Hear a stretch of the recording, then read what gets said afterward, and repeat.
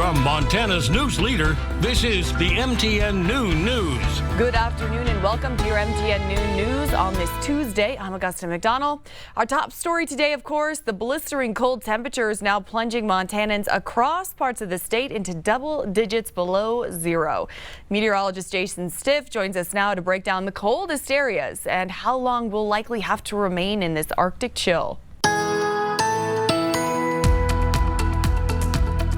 Very cold Tuesday morning weather. I felt obligated to wear my coat during this weather segment. Look at some of the photos that were sent in. We had them from all over the state and just how cold it was at people's individual weather stations. First of all, just north of Billings, look at this, almost 39 below zero. Not an official temperature, but it was officially cold. Then we head, look at this, to Forsyth, 40 degrees below zero right now. As you can see, they sent that in. It was a very cold morning. Then also, it was cold. I feel like Max Headroom north of Columbus. Look at this. Doesn't matter if it's Fahrenheit or Celsius.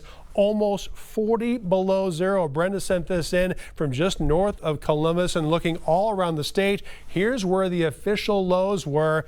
The banana belt was Missoula, where it was only 1 degree below zero. I'll let you know how long this cold is going to last coming up in just a few minutes.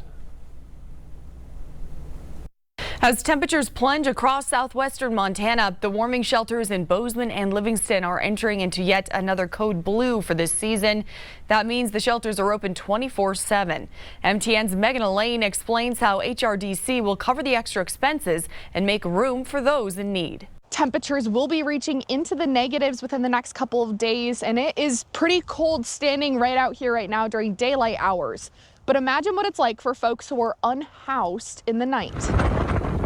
Today, tomorrow, and Wednesday, we're in a pretty significant cold snap, and so we do expect to have our doors open 24 hours over the next 3 days. This is not the first time this winter the HRDC has issued a code blue due to freezing temperatures. HRDC Housing Director Brian Geyer tells me the Bozeman Warming Center has a max capacity of 120 people. Sunday night, 110 people sheltered away from the cold. But the reality is, for the first time in several winters, we might be facing the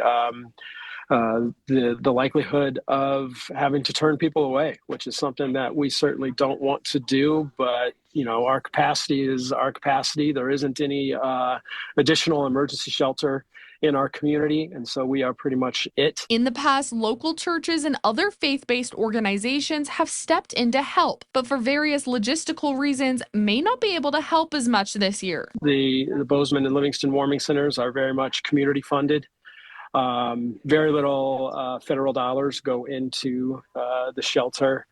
And so we're always looking for partners who might be able to provide us resources to expand our programming, to keep our lights on, to keep our staff paid. The bottom line, you know, getting our neighbors out of the cold is it's a pretty basic thing that we should be concerned about as a community. Then HRDC and the Warming Center need all the help that the community can provide. In Bozeman, Megan Elaine, MTN News. Now let's take a look at today's headlines. At least one person is dead and multiple injured after a shooting at a residence in Bighorn County, Wyoming. That incident took place around 1:30 Monday afternoon on the south side of Byron, a small town in northern Wyoming. According to Bighorn County Sheriff Ken Blackburn on social media, law enforcement found multiple gunshot wound victims inside, some alive, some dead. He did not specify how many people were killed and how many were wounded. Multiple people involved, though. Several taken to level for emergency care. Blackburn says there's no active threat in Bighorn County. And a Montana man linked to a previously missing Arizona teen was sentenced in a Havre courtroom yesterday. Davis was sentenced to Montana State Prison for 100 years, 50 years suspended, and 25 years before the possibility of probation. In September, Davis pleaded guilty in Hill County District Court to one count of sexual abuse against children. This comes after officials found material on his cell phone. And it's been nearly 3 years since the murder of Michael Mike Evans took place on February 14th of 2022. The family of Evans told MTN there needs to be justice and our family deserves closure. The Cascade County Crime Stoppers are now offering a $100,000 reward for information that leads to the arrest of those responsible for the homicide. Sheriff Jesse Slaughter said detectives have identified persons of interest in this case and that these individuals are in our community. Time for people to come forward with the proper information so that we can get justice for Mike Evidence. We know you're out there, and the longer this goes on, the more likely every individual involved in this will be held criminally accountable. Anyone with information is encouraged to come forward and report it to the Cascade County Sheriff's Office, the Crime Stoppers tip line, or you can call 911. And in Helena this week, a bill that would require transgender people in Montana to use the bathroom that aligns with their sex at birth has cleared one of its last legislative hurdles before going to the governor. MTN senior political reporter Jonathan Ambarian was in the Senate for yesterday's vote.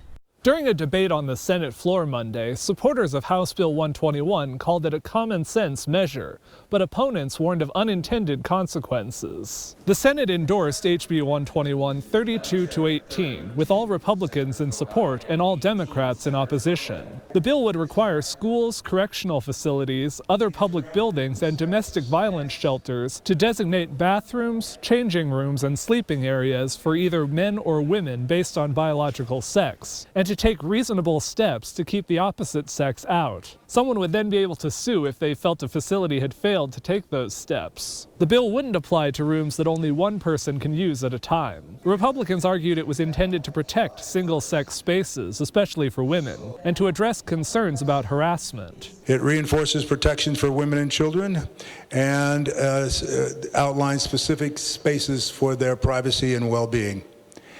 And it's about clarity. But Democrats said transgender people aren't a threat, and that creating this mandate without giving time to get in compliance could force some shelters to close. I don't know why we wouldn't say, hold on guys, let's give ourselves a second, right?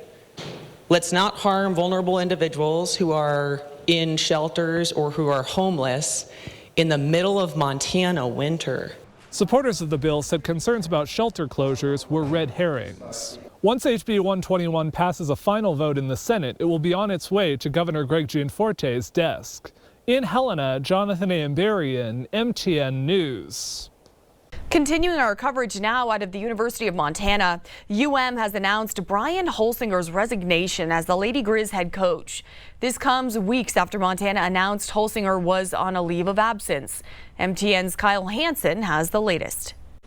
The University of Montana announced that Lady Griz head coach Brian Holsinger has resigned from his position effective immediately on Monday morning. It ends a saga that began in the middle of last month when Holsinger went on a leave of absence. No further details have been provided. Holsinger was in his 4th season as head coach of the program and also in a contract year of his initial deal with UM. According to a University of Montana spokesperson, Holsinger recently signed a 4-year contract extension, but MTN Sports obtained a memorandum of agreement that terminated the new contract and also provides a buyout of the rest of his current deal, which will pay Holsinger just over $115,000. In it, both parties agreed to also not conduct lawsuits in regards to ending these deals. Nate Harris has been acting head coach in the meantime and was elevated to interim head coach, with the school saying a search for a permanent head coach will be conducted after the season concludes. Harris is 5-3 in that position with 6 games to go in the regular season before the Big Sky tournament in Boise. Holsinger came to Montana from Oregon State and amassed a 61-47 record in his tenure with the Lady Griz. We'll continue to follow this story as more details are released.